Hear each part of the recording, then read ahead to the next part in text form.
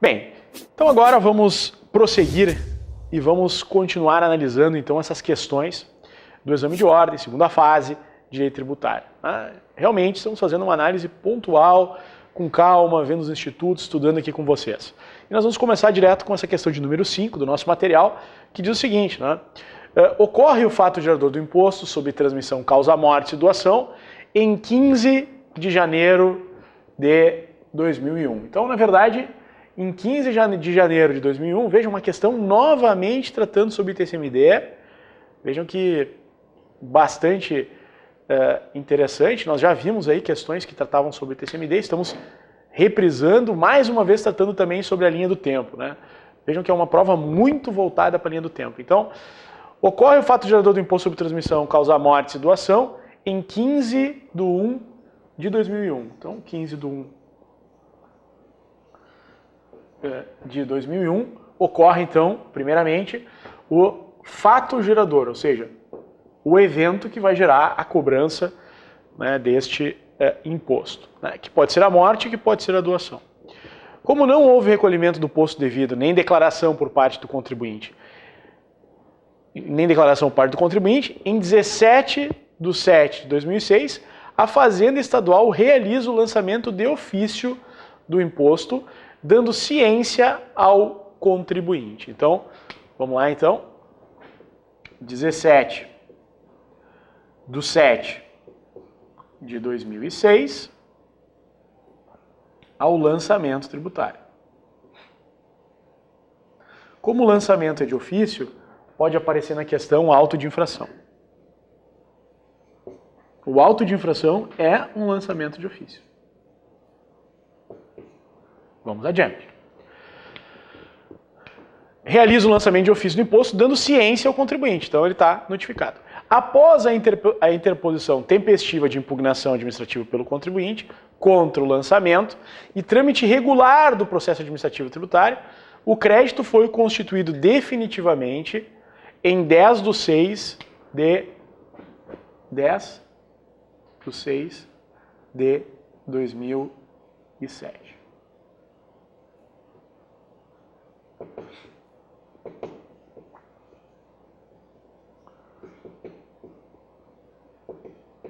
Aqui é uma coisa importante, bem importante.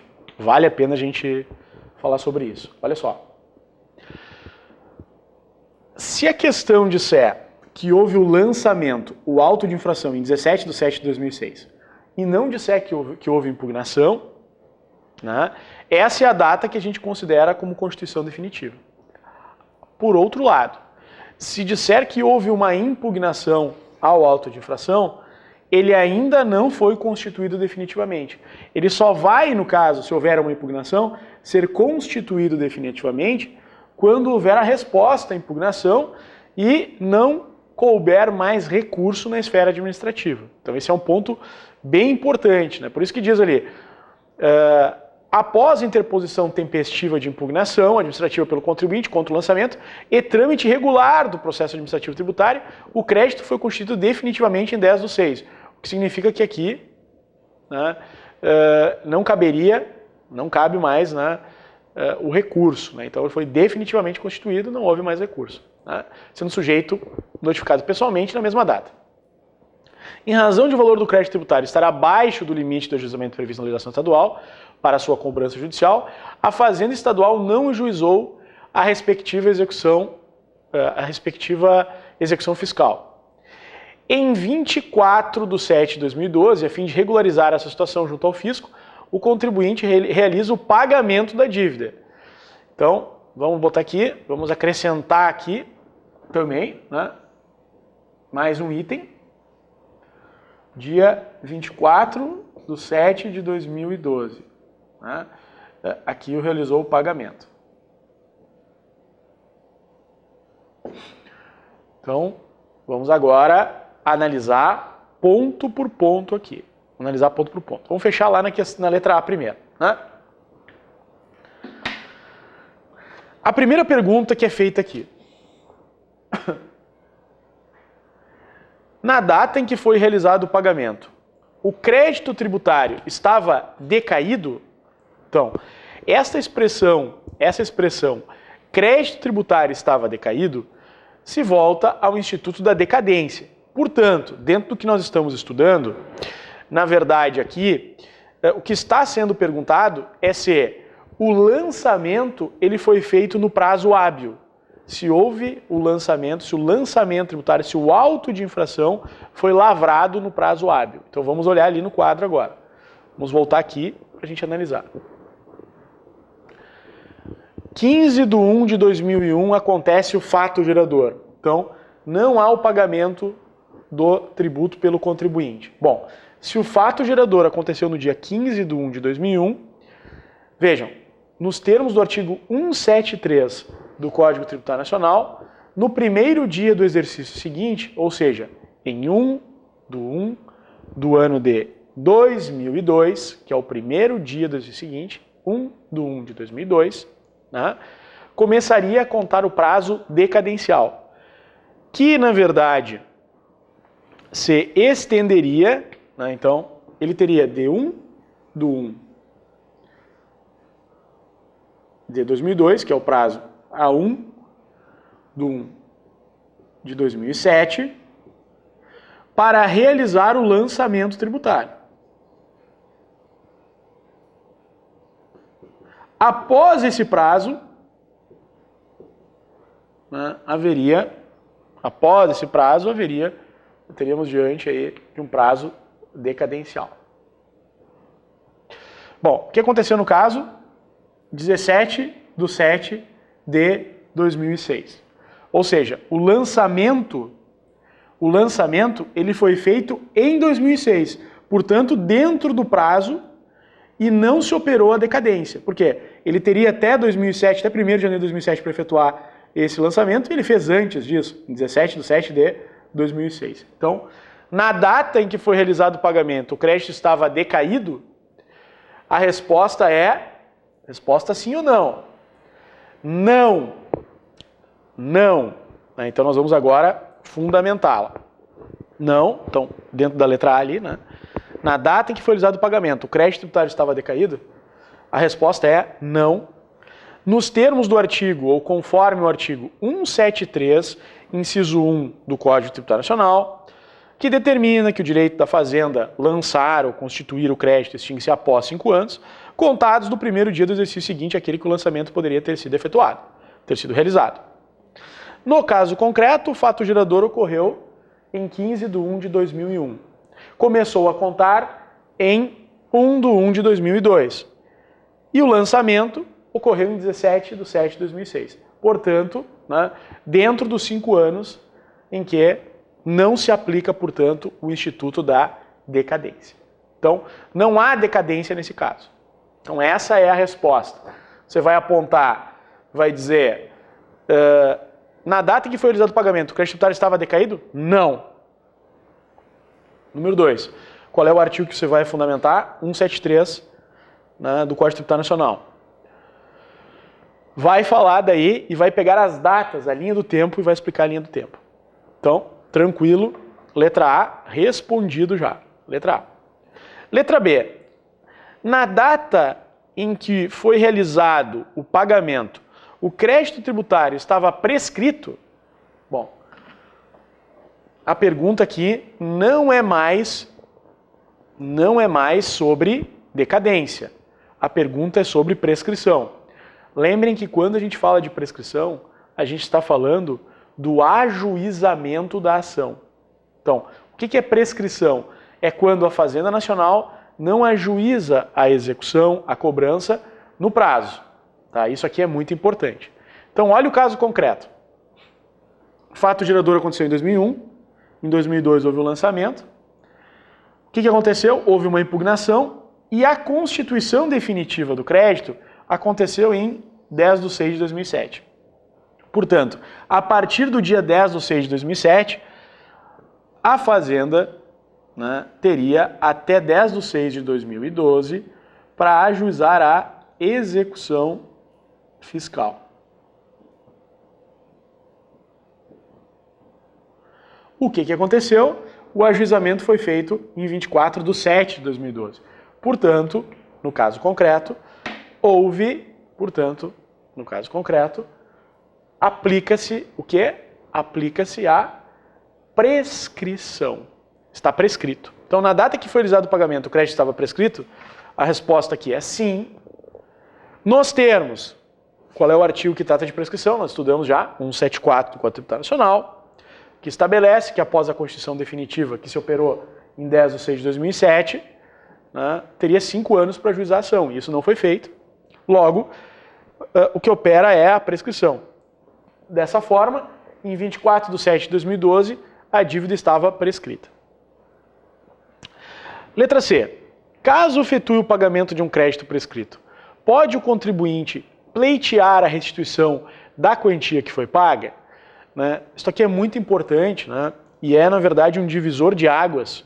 Há um divisor de águas entre o pagamento de uma dívida prescrita na esfera civil e o pagamento de uma dívida prescrita na esfera tributária.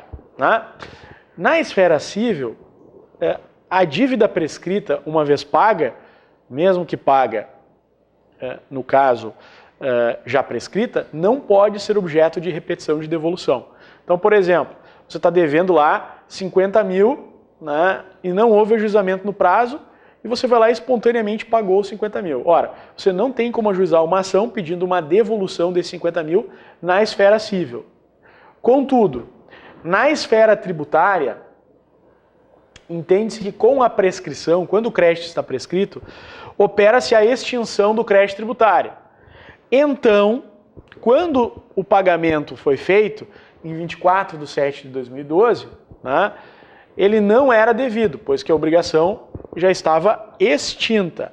Assim, ele pode buscar, uma vez que houve pagamento indevido, a restituição da quantia paga a teor do que dispõe o artigo 165 do Código Tributário Nacional. Então, quando diz, caso efetue o pagamento de um crédito prescrito, pode o contribuinte pleitear a restituição da quantia que foi paga? Sim, uma vez que a prescrição extingue o crédito tributário e o pagamento feito deve ser considerado um pagamento indevido e logo há direito de restituição desse valor, a teor, né, desse artigo 165. Então vejam, uma questão bastante interessante, bastante importante, que revela aí a necessidade de, mais uma vez, a gente conhecer, né, passo a passo, né, passo a passo. Então vejam, importantíssimo desenhar a linha do tempo, fato gerador, né, quando é que houve o lançamento, que é um auto de infração. Esse lançamento foi impugnado, portanto, se ele está sendo impugnado, há uma causa de suspensão da exigibilidade do crédito. Logo, a Fazenda não pode ajuizar a execução, pois há uma hipótese de suspensão da exigibilidade do crédito tributário.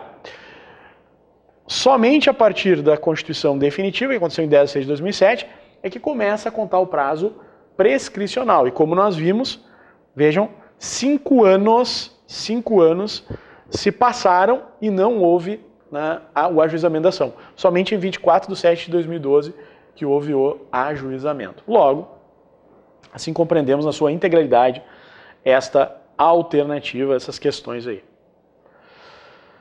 Vamos lá então, vamos agora para a nossa próxima questão. Então vamos lá, questão 6. Olha, uma questão assim que dentro da realidade das que nós já analisamos até agora, né, eu reputo assim que ela é mais direta, ela é mais tranquila, porque ela não vou precisar desenhar toda a linha do tempo, explicar, então ela é conceitual, assim, né, ela tem uma ideia mais de você conhecer ou não os institutos e nem tanto de calcular. Né? Então, o que a gente procurou fazer? Eu procurei, né, nessas aulas de preparação específica, né, dentro daquilo que... uma aula voltada para as últimas provas, eu estou chamando a atenção de você tem que saber contar o prazo. Se você não souber contar os prazos de prescrição e decadência, isso vai complicar um pouquinho. Então, assistam com calma essa aula, né? Se tiverem que rever os problemas, revejam, né? Então eu sempre digo aos meus alunos, no EAD eu sou incansável. Posso falar várias vezes, posso explicar 200. Embora em aula eu também gosto de explicar várias vezes, não tem problema, mas no EAD eu sou incansável, eu falo várias e várias vezes. Você pode voltar quantas vezes precisar ver. Então olhe e entenda como contar os prazos, né, de decadência, de prescrição. Esteja atento a isso, porque isso pode cair. Atento e atenta, né? a isso porque pode cair, né, em prova. Bom, vamos aí mais uma questão de número 6 aqui, né? Caiu também no 14º exame de ordem, né, no ano de 2014. Então, super interessante aqui, né? Uma questão envolvendo a pessoa jurídica Bom Porto, né? Então, a pessoa jurídica Bom Porto S.A., domiciliada no município A, prestou serviços portuários no município B. No município B. Onde se localiza o Porto de Ferro? A pessoa jurídica não realizou o pagamento do imposto sobre o serviço de qualquer natureza, ISS, e os dois municípios, olha só, os dois, né, lavraram auto de infração visando a cobrança do ISS. Visando a cobrança do ISS. Né? Então, vejam, a primeira pergunta foi essa. A letra B diz assim: qual a medida judicial mais adequada para dirimir, na hipótese, o conflito de competência tributária relativo ao ISS? Bem interessante, né? Bem interessante o ponto aqui, né? Porque vai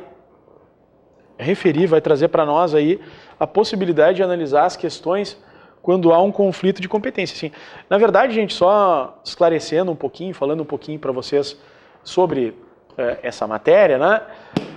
O ideal é, toda vez que houver um conflito de competência, isso aqui é muito importante, hein? Que houver um conflito de competência entre dois entes da federação, o que deve ser feito, o que deve se buscar, na verdade, é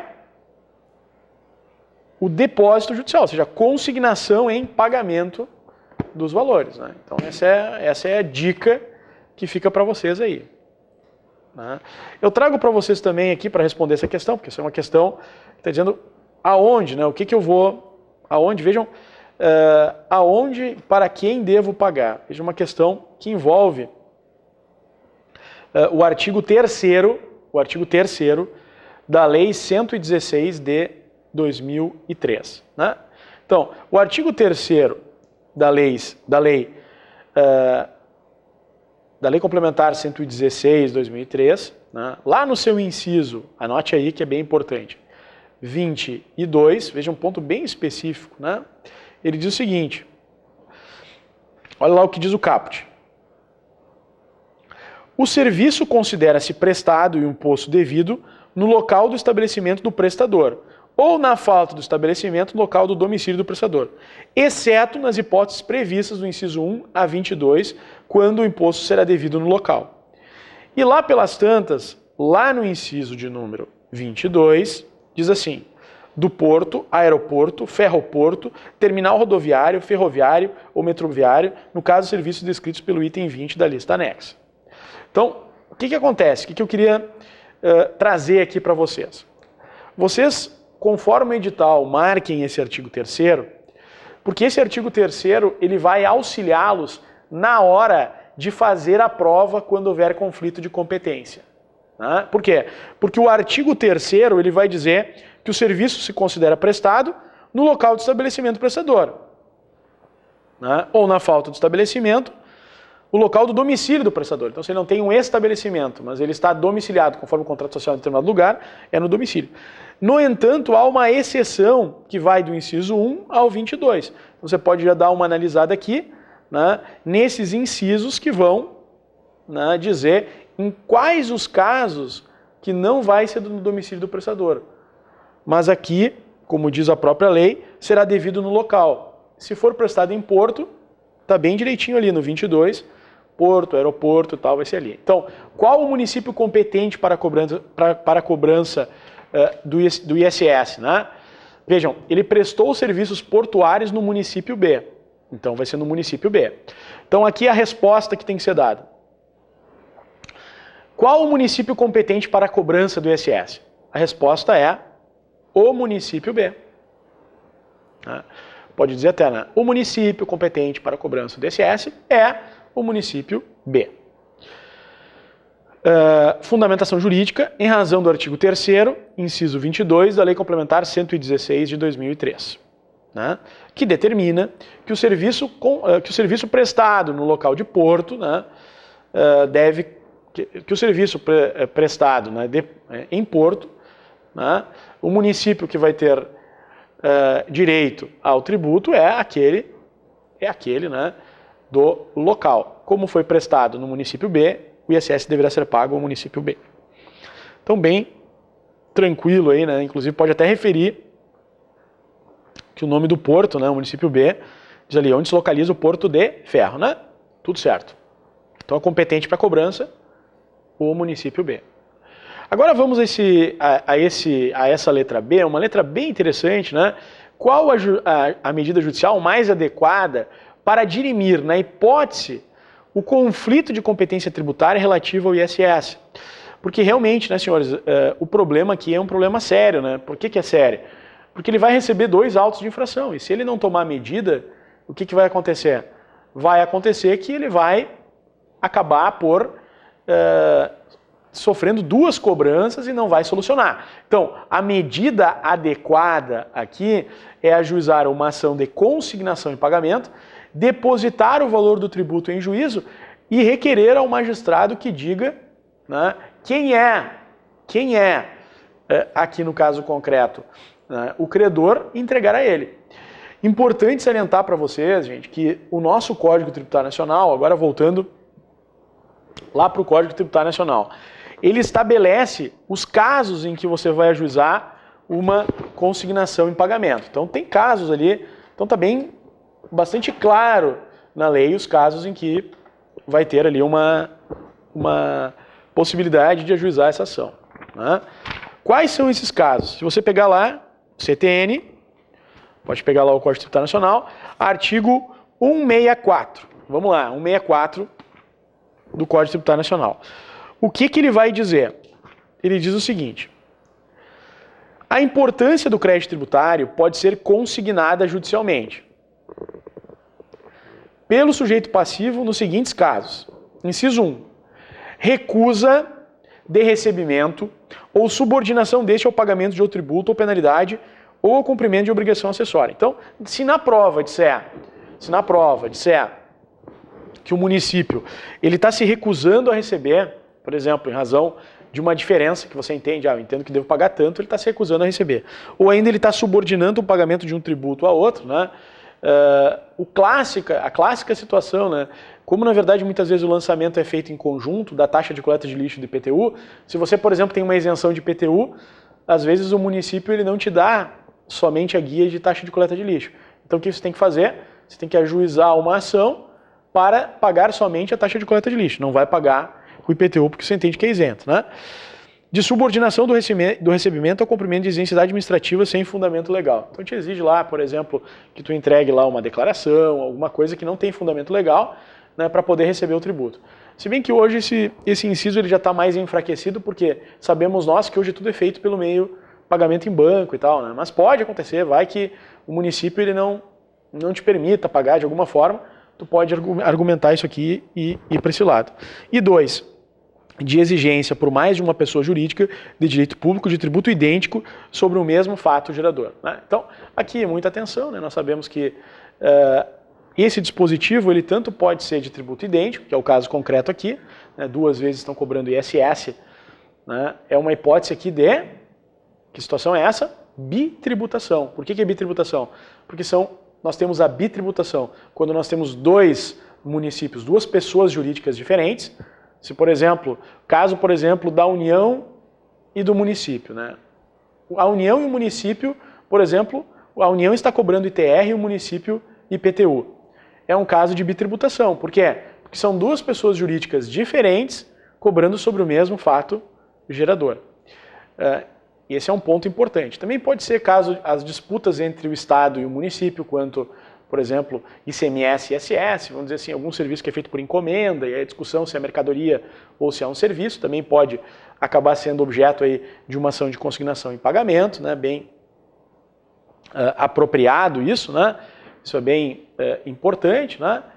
Então, muitas vezes não é o tributo idêntico, pode ser ICMS e ISS, pode ser ITR, pode ser IPTU, ou mesmo pode, como o problema trouxe, ISS e ISS. Né? Então, aqui uma grande dica para você aí, não esqueça, é possível, então, ajuizar ação de consignação e pagamento. Você vai citar os municípios, nesse caso, para que eles se defendam, enfim. Né?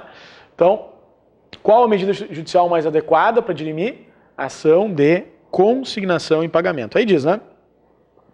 A consignação só pode versar sobre o crédito que o consignante se propõe a pagar e, julgada procedente a consignação, o pagamento se reputa efetuado e a importância consignada é convertida em renda.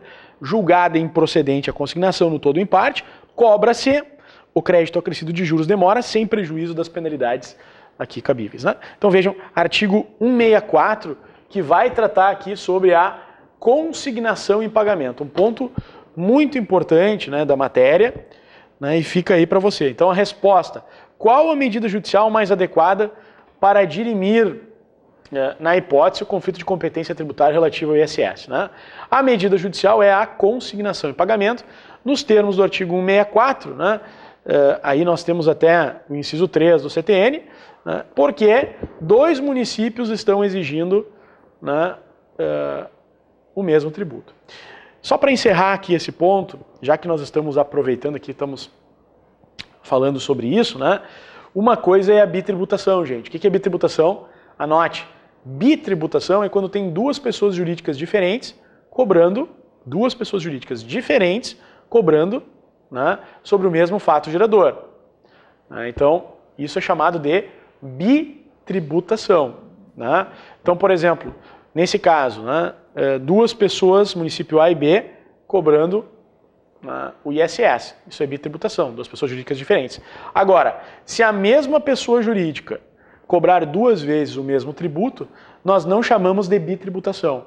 Aí nós vamos denominá-lo bis in idem, certo?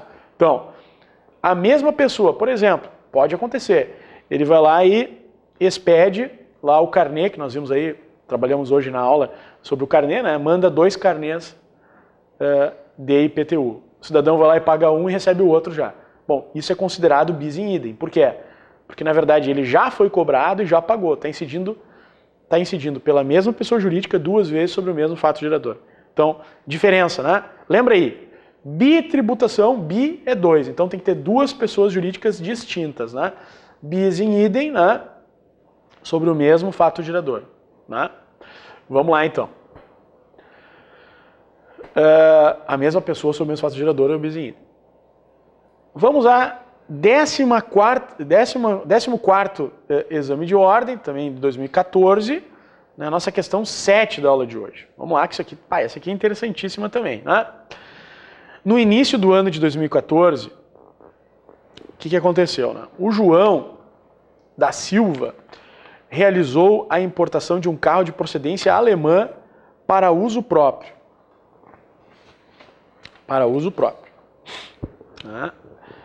Na entrada da mercadoria importada do exterior, João da Silva foi surpreendido pela notificação do lançamento do imposto sobre operações relativas à circulação de mercadoria e serviços, cobrados pelo Estado da Federação em que João reside, que, por sua vez, desde 2006, conta com uma lei estadual prevendo a incidência do imposto nesta hipótese. Então vejam, a questão de tempo aqui também é utilizada. Vamos daqui a pouco falar sobre isso. O desembaraço ocorrerá nesse mesmo estado, que determinou a retenção do carro até que o ICMS viesse a ser pago. João da Silva apresenta então impugnação ao lançamento, alegando que não é contribuinte do imposto e que, portanto, a cobrança é inconstitucional. Então aqui um ponto bem importante que a gente vai analisar agora. Né? Então, primeiro, letra A. A alegação de João da Silva está correta? Resposta, sim ou não. Letra B. O Estado pode reter a mercadoria? Resposta, sim ou não. Né? Aqui é importante salientar, e já peço aos senhores que peguem o artigo 155, parágrafo 2º da Constituição, né? Artigo 155. Quem tiver aí, já na mão, né? Devem estar já olhamos várias vezes na aula, né? Mas o 155, parágrafo 2º, inciso 9, esse artigo que ele é bem grande, né? Ele diz o seguinte, olha o que diz lá, vamos lá pelo 155. Compete aos estados e ao Distrito Federal instituir impostos sobre, e aí tem ali os impostos estaduais, né? Mas lá, no parágrafo 2º diz, o imposto previsto no inciso 2, que é o ICMS, atenderá ao seguinte, vamos ver lá, vamos lá agora para o inciso 9. Incidirá também sobre a entrada de bem ou mercadoria importada do exterior por pessoa física ou jurídica, ainda que não seja contribuinte habitual do imposto, qualquer que seja a sua finalidade, assim como o seu serviço prestado no exterior, cabendo o imposto ao Estado onde tiver situado o domicílio ou estabelecimento do destinatário da mercadoria, bem ou serviço. Então vejam, quando alguém importa uma mercadoria, né, seja ele pessoa física ou jurídica, ainda que não seja contribuinte individual do imposto, qualquer que seja a sua finalidade. Então pode ser tanto para uso próprio, como também pode ser para finalidade aí de revenda. Gente, muito importante, né? O que aconteceu? Antes dessa alteração, muita pessoa física fazia importação e até começaram assim, não vamos dizer que isso, não vamos ser injustos com o Brasil, porque os problemas estão em todos os lugares do mundo, né? Mas algumas pessoas resolveram fazer o seguinte, se eu tiver uma pessoa jurídica e importar, eu vou ter que pagar esse imposto. Então o que eu vou fazer? Eu vou importar no meu nome pessoa natural. Né? E aí eu vou dizer, eu não tenho habitualidade, então não teria que pagar, né, este imposto. O que aconteceu? A Constituição Federal foi emendada, né? Tivemos ali uma emenda em 2001, emenda constitucional de número 33, que na verdade fez o quê? Passou a incluir nessa redação que não importa a finalidade e também ele pode ter que pagar mesmo que ele não seja um contribuinte habitual. Então aqui, o que nós vamos responder? A alegação de João da Silva está correta? Fundamente. O que o João da Silva diz? Ele apresenta uma impugnação alegando que não é contribuinte do imposto e que a cobrança é inconstitucional. A alegação dele está correta? Não está correta. Né? Por quê? Nos termos do artigo 155, parágrafo 2º, inciso 9, letra A, da Constituição Federal, né? Não importa o uso que faz do bem, a finalidade do bem. Se for uso próprio, ele também deve pagar, é contribuinte desse imposto. Não havendo inconstitucionalidade, já que há previsão expressa, pelo contrário, há previsão expressa na Constituição. Dessa forma, João, ao importar um carro de procedência alemã para uso próprio, deverá arcar com a tributação, deverá pagar a tributação. Então essa é a resposta, né? Essa é a resposta a ser exigida aqui. Gente, eu quero dizer para vocês que esse ponto específico, né, que caiu lá em 2014, eu me lembro bem assim que ele já foi repetido várias vezes nas provas. Inclusive, assim, uma memória que eu tenho agora me lembrando, assim, talvez isso tenha acontecido em 2003, 2004, 2005, alguma coisa assim, né? Que faz bastante tempo já que a gente está trabalhando com o exame de ordem aqui, né, na verbo jurídico. Né? E eu me lembro de uma questão, assim, mais de 10 anos já, trabalhando especificadamente com o exame de ordem. Então, eu me lembro bem de uma questão que dizia assim, que o cara era um jogador de futebol bem típico, assim, né? E ele também importou um carro tal, e ele queria saber se ele tinha que pagar esse imposto ou não. Gente, claro que ele vai ter que pagar.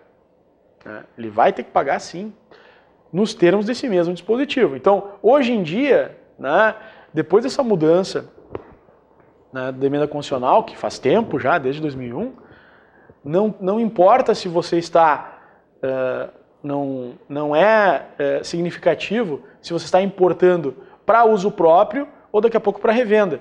Em todos os casos você vai ter que pagar o imposto. Né? Então, nesse caso, sim, o ICMS tem que ser pago nesta situação. Né? Letra B. O Estado pode reter a mercadoria fundamente. Então, nesse caso, em que pese algumas divergências à época, o gabarito comentado acabou trazendo uma outra hipótese, foi aceita a resposta, que eu acho que tem tudo a ver com o nosso exame de ordem, que é um exame voltado para a proteção do contribuinte, e essa foi aceita, dizendo que assim, não, pois é inadmissível, como meio coercitivo, ou seja, como forma de coerção, condicionar a liberação do veículo ao pagamento dos tributos, de acordo com a súmula 323 do Supremo Tribunal Federal. Então, é importante a gente ter também em mente essa súmula, do Supremo Tribunal Federal, que está no rol, não está cancelada, mas está plenamente aplicável, você não pode acabar coagindo. 223, é inadmissível a apreensão de mercadoria com meio coercitivo para pagamento de tributo.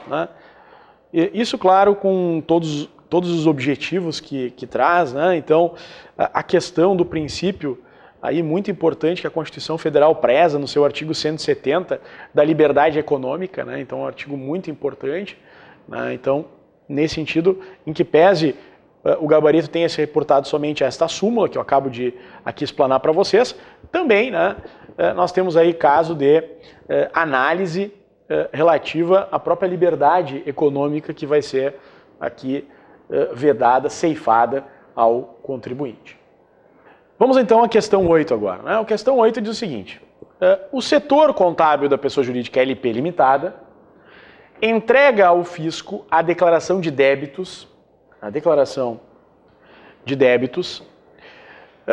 e créditos de tributos federais, a denominada DCTF, devidamente preenchida, com a relação ao recolhimento da contribuição para o PIS e da COFINS. Então, a DCTF, hoje em dia, ela é entendida como uma forma de constituição de crédito tributário. Esse é um ponto importante. E até o STJ fala, aqui, fala que o contribuinte, então, ele faz um autolançamento. A linguagem do STJ, que é uma forma de constituir o crédito tributário. Então, foi feita a entrega da DCTF, tudo bem, A Fazenda Nacional atestou que os respectivos tributos declarados no documento foram recolhidos a menor e enviou o simples aviso de cobrança quanto à diferença não recolhida. Então, o que aconteceu? O tributo ele foi declarado no documento e foi recolhido a menor. Então, como se ele, por exemplo, ele tivesse, no caso concreto, declarado 100 mil, ele declarou 100 mil e pagou 80 mil. O que a União fez? Mandou um aviso apenas, cobrando esses 20 mil reais. Vou trazer assim uma coisa um pouco mais, para a gente ter o exemplo. A Fazenda Nacional, então, cobrou só a diferença. Para participar em procedimento licitatório de seu interesse, a LP limitada não pode apresentar dependências fiscais. Como nós comentamos, as certidões negativas, a certidão positiva com efeito negativo. E por isso interessa saber com base na situação descrita. Vamos lá. Letra A. Houve a constituição do crédito tributário relativo à diferença do valor já declarado, mas não recolhido pela LP limitada? Qual a posição dominante do STJ sobre o momento da constituição do crédito tributário? Sabe, gente, aqui é importante a gente salientar, quando a gente vê em posição dominante, provavelmente, aqui, provavelmente ele quer saber uma súmula do STJ. Então, se ele pede posição dominante, há uma grande chance, senhores, de vocês, analisando com calma as súmulas, encontrarem a resposta, e muitas vezes até encontram a resposta assim, na cara, ou seja, bem tranquilo. Então, ele está perguntando aqui se houve constituição do crédito tributário relativa à diferença do valor cobrado, mas não recolhido. Gente, claro que houve, porque no momento em que é entregue a DCTF, aquela DCTF constitui aqueles créditos tributários. Não tem dúvida. Há uma Constituição. Inclusive, o posicionamento do STJ, ele diz assim, súmula 346 do STJ. A entrega de declaração pelo contribuinte, reconhecendo o débito fiscal, constitui o crédito tributário, dispensada qualquer outra providência por parte do fisco. Então, a resposta aqui, houve a constituição do crédito tributário relativo à diferença do valor já declarado, mas não recolhido pela LP limitada? Pode responder, né? Sim, né? Conforme súmula número 436 do Superior Tribunal de Justiça, né? Que tem como posição que o momento da constituição do crédito tributário se dá pela entrega da declaração sem a necessidade de outro procedimento, dispensado outro procedimento.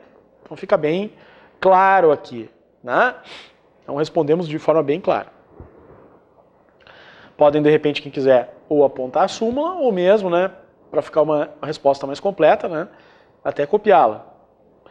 E ainda, é claro, dizer, né, como se depende do caso concreto, o setor contábil da pessoa jurídica LP limitada entregou ao fisco a declaração de débitos e créditos tributários federais, STF, devidamente preenchida, né, e, portanto, declarou a totalidade do débito. Ponto. Aplicando-se ao caso. Certinho. Letra B. A pessoa, vamos lá, a pessoa jurídica tem direito subjetivo à expedição de certidão negativa ou positiva com efeito negativa? Vejam, nesse caso, nós aplicamos mais uma vez outra súmula do STJ, né? Não a 436, mas a 446, que diz o seguinte: declarado e não pago o débito tributário pelo contribuinte, é legítima a recusa de expedição de certidão negativa ou positiva com efeito de negativa. Então, tá bem assim específico, né? Tá bem específico aqui para o caso, né? Então a resposta seria não, né, em razão de ainda existir débitos tributários, e mais especificadamente da súmula número 446 do STJ, que diz, né, que uma vez declarado, que foi o caso através do DCTF, e não pago, o débito tributário pelo contribuinte é legítima a recusa à expedição de certidão negativa ou positiva com efeito negativo.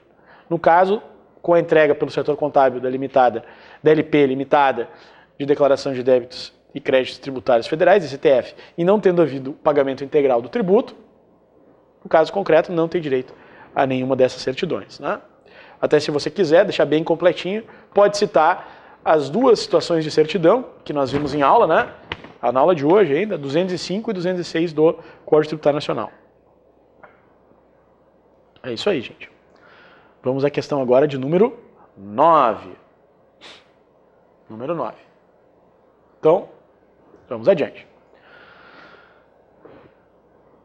No município X,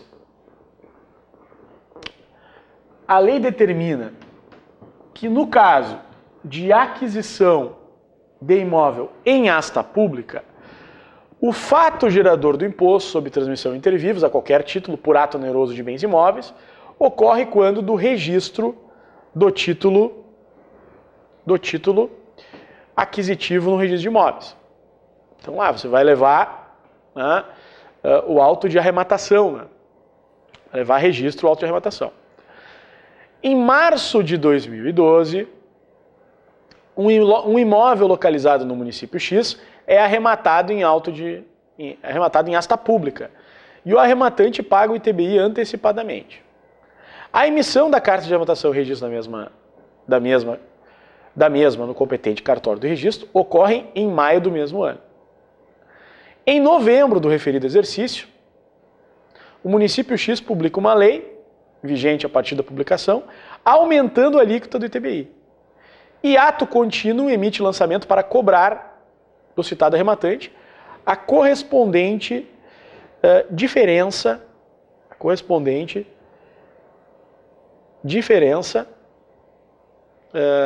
do ITBI, enfim, né, em relação ao já pago. Responda fundamentadamente. Vamos lá. Aqui vale a pena a gente fazer novamente a linha do tempo. Vejam como tem bastante questões linha do tempo aí nessa prova, né? Então, o município X, a lei determina que no caso da aquisição do imóvel, o fato gerador do imposto na SD quando do registro. Tá. Em 2012, vamos pegar ali, vamos botar aqui, em março de 2012, acontece, em março de 2012, o imóvel localizado é arrematado em asta pública. Então, a arrematação por si só, ainda não houve a incidência do ITBI, pelo menos que é no registro, conforme a lei, né? Mas ele vai lá e paga antecipadamente. A emissão da carta de arrematação e registro da mesma no competente cartório ocorre em maio do mesmo ano. Então, maio de 2012.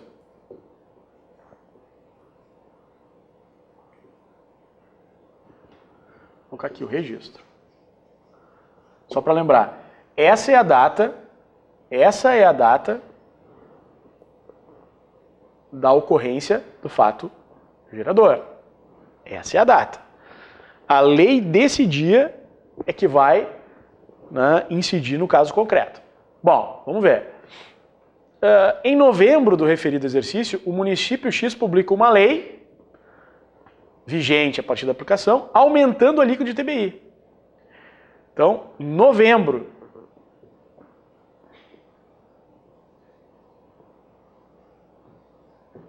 de 2012, vem uma lei aumentando o ITBI. É o que diz lá. O município X publica a lei vigente, aumentando a alíquota, e ato contínuo emite lançamento para cobrar do citado arrematante a correspondente diferença de ITBI em relação ao já pago. Ah, olha só. Complicadíssimo isso aqui. Porque ele está cobrando, a lei foi posterior, o ITBI ele é um imposto que obedece tanto o princípio da anterioridade e anterioridade dos 90 dias, então tem um problema sério aqui. Então, pelo que eu vejo assim, já tem, só sem adentrar nas questões, mas já tem violação ao princípio da irretroatividade, da anterioridade e anterioridade dos 90 dias. Mas vamos lá. Vamos agora às questões. O ITBI incidente sobre a ação narrada, o ITBI incidente sobre a operação narrada, deveria ter sido recolhido ao município X? Aqui uma resposta bem tranquila, né? Sim, né? Porque o fato ocorreu, o fato gerador e o imóvel situam no município X, conforme a competência tributária. Então, está no artigo 156, né, do Código Tributário Nacional. Se você quiser anotar também, pode colocar o parágrafo 2º, né? Melhor dizendo, 156 da Constituição, perdão.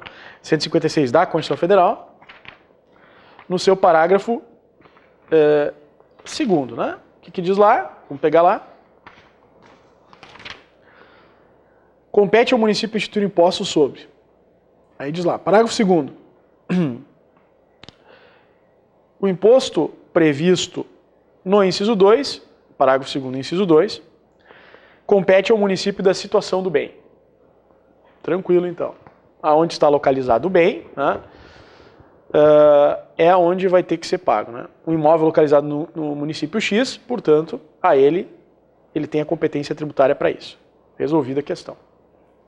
Então, ITBI, incidente sobre a operação devendo ser recolhida ao município X? Resposta sim, nos termos do artigo 156, parágrafo 2º, inciso 2 da Constituição Federal, porque, conforme problema, o imóvel está localizado no município X.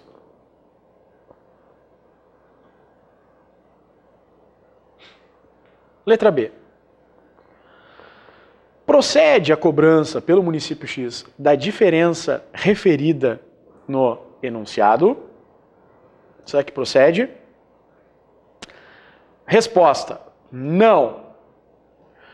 Por ferir o princípio da irretroatividade, você pode colocar lá o artigo 153A da Constituição Federal. Por ferir o princípio da anterioridade e da anterioridade dos 90 dias, né, da Constituição Federal. Então essa seria a resposta. Agora a gente pode dizer o seguinte, que, só para entender. Continuando. Aqui. O município X, ele violou o princípio da irretroatividade na medida em que a lei publicada em novembro de 2012 volta-se a atos anteriores. A fatos geradores anteriores. Ponto. A violação ao princípio da anterioridade se dá porque, uma vez aumentado o ITBI em novembro de 2012, ele somente pode ser cobrado em 2013. E mais, ele também tem que obedecer o princípio da anterioridade dos 90 dias. Então, esse é o fato, né? Então, procede a diferença referida ao município? Não. A letra B, não, em razão do artigo 153A da Constituição Federal, do artigo 153B e C da Constituição Federal, que revelam o princípio de anterioridade e anterioridade dos 90 dias e irretroatividade. E aí, claro, nunca esquecer, né? Tem que dar uma explicadinha no problema. Tem que dizer lá, olha, a lei foi publicada em novembro, o fato gerador aconteceu em maio, para explicar a retroatividade, ou ainda, somente poderia ser cobrado no ano seguinte e ainda observados os 90 dias em relação, em face da lei ter sido, que majorou ter sido instituída em novembro de 2012. Então isso é importante, né, gente? Bastante importante aí. Então, item B dessa questão, assim deve ser respondido. Vamos a uma próxima agora. Vamos nessa. Isso é uma questão também do 13º exame de ordem, né? O 13º exame de ordem, ele diz o seguinte, olha só. Julgada procedente ação de repetição de indébito de imposto recolhido em 2009. Proposta em face da Fazenda Estadual, José da Silva recorreu da decisão que lhe foi favorável, pretendendo alterar o marco temporal de aplicação dos juros moratórios, constante da decisão judicial. O julgamento determinou como devida a incidência dos juros moratórios, na ordem de 1% ao mês, a contar do trânsito em julgada a sentença, contrariando a pretensão autoral que pleiteava o início do cômputo a partir da realização do pagamento indevido. Considerando que a legislação do Estado em questão não possui nenhuma norma própria a regular os índices de juros do imposto a ser instituído, responda os itens a seguir. Então a primeira situação é se o contribuinte, a letra A é, o contribuinte tem razão, resposta fundamentada. Então, se o contribuinte tem razão, é uma resposta sim ou não. Então, ele não tem razão. Por quê?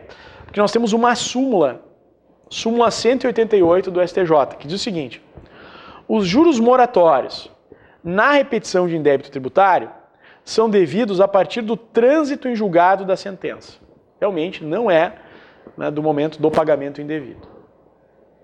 Além disso, né, nós temos ainda o artigo 167 do CTN, que diz o seguinte: a restituição vence juros não capitalizáveis a partir do trânsito em julgado, né, da decisão definitiva que há determinar. Então isso, a letra A. Né? E a letra B? Acaso a ação repetitória tratasse de um tributo federal, a contagem acerca da incidência dos juros seria diferente? Também responda de forma fundamentada. Aqui é bom a gente fazer uma referência, né, à Lei 9.250 de 95, né, em especial ao artigo 39, parágrafo 4º, que determinou o seguinte: a partir de 1º de janeiro de 96, a compensação ou restituição será acrescida de juros equivalentes à taxa referencial do Sistema Especial de Liquidação e Custódia, acumulada mensalmente, calculados a partir da data do pagamento indevido, ou a maior, até o mês anterior da compensação ou restituição de 1% relativamente ao mês em que estiver efetuado. Então, nesse caso, né, uma vez que nós temos uma lei específica, vejam, naquele estado nós não tínhamos uma lei específica. Nesse aqui, nós temos. Aí nós aplicaremos, então, esse artigo, né, 39, parágrafo 4º, né, da Lei 9.250 de 95. Agora, então, vamos à nossa última questão. Uma pessoa jurídica contribuinte do ICMS do Estado X foi autuada por não recolhimento do ICMS devidamente escriturado.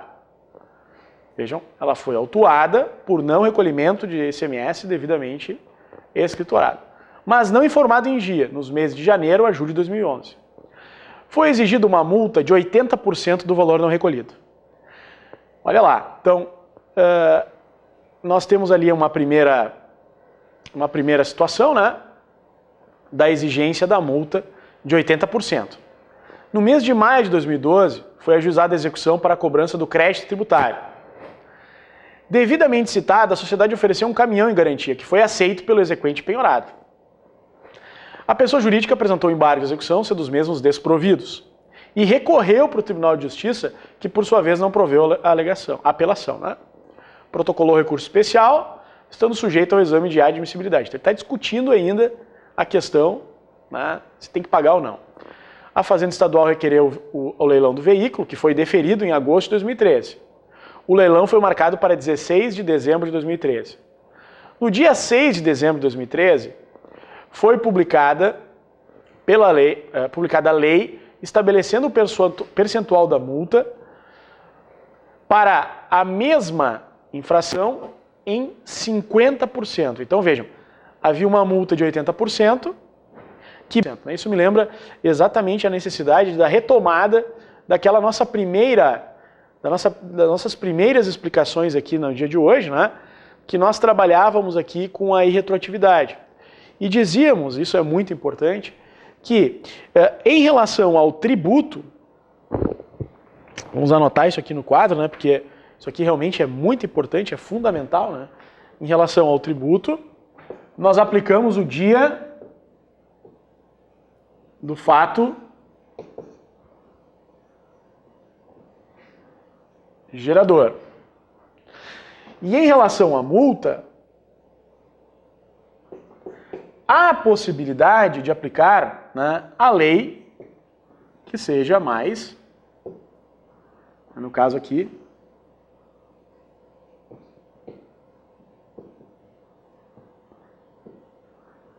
mais benéfica.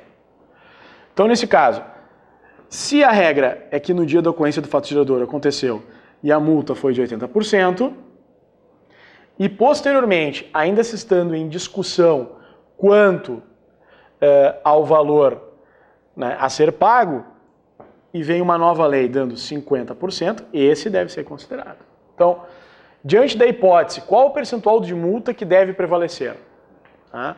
O percentual de multa que deve prevalecer é o de 50%. Então, a resposta, diante da hipótese, qual o percentual de multa que deve prevalecer, você vai responder. O percentual de multa que deve prevalecer é o de 50%. Né?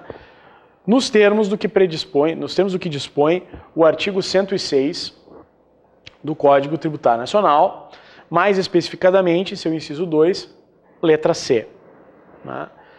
Que dispõe que poderá retroagir aplicando penalidade menos severa. Menos severa. Então, se for menos severa, é possível aí, né, no caso, trazer para os senhores, então, né, e aplicar, nesse caso, né, 80% para 50%. Gente, então, nesses nossos últimos momentos aqui, vamos comentar um pouquinho, né, dar um fechamento aqui na aula de hoje, né? Lembro aos senhores que vocês devem nessa prova, como viram, né? Primeira coisa, não fiquem, né, não deixem de fazer a linha do tempo, que isso é muito importante, né? Vejam que nessa prova, nessas últimas provas, foi bastante exigida a denominada linha do tempo, ou seja, você colocar as datas com que as coisas aconteceram com toda a calma. Então, às vezes eu vejo o aluno assim, ele diante da questão, ele fica um pouco assim assustado, né? Não fique assustado. Vamos fazer a coisa com calma, né? Desenha a linha do tempo e começa lá. No tal dia ele fez isso, bota lá. Tal dia aconteceu aquilo, aquele outro. Vai fazendo e vai colocando fato após fato. E depois disso você analisa o que vem sendo perguntado. Isso é uma dica assim bastante importante para que não haja confusão. Né? Se houver 2 eventos, né, identifique cada evento. Nós vimos aqui em sala de aula doações feitas para Tiago, o João, né, doou para o Tiago, o João doou para o Pedro. São 2 situações diferentes. Então a gente precisa, para cada situação, analisar, né, cada fato. Lembre também, analisar cada direito sobre cada fato. Né? Lembre também aqui, né, isso também é bastante importante, da contagem do princípio da anterioridade e da anterioridade dos 90 dias. Gostaria de lembrá-los também sobre um ponto aqui que é fundamental, que nós temos aqueles impostos que são flexíveis ou regulatórios, né? Principalmente, vou falar de 3 aqui. Imposto de importação, imposto de exportação e IOF, que não obedecem o princípio da anterioridade nem a anterioridade dos 90 dias. Guarda isso, que isso aí é bem importante. Tá? E também salientar para os senhores que nós temos, por exemplo, situações, como é o caso, né, do IPI, que ele respeita somente o princípio da anterioridade dos 90 dias. Então, essa é uma dica bastante importante nesse ponto. Né?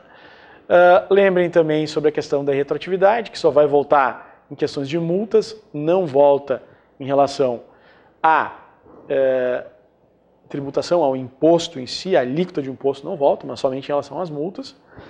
E lembre também de todo esse quadro que eu trouxe para vocês em relação à identificação de quando, no caso, nós temos ali, primeiramente, uma hipótese de incidência, depois nós temos o fato gerador, depois nós temos o lançamento, o auto de infração pode ser a indicação de que houve lançamento do problema, né, e que depois somente da constituição definitiva é que começa a contar o prazo prescricional.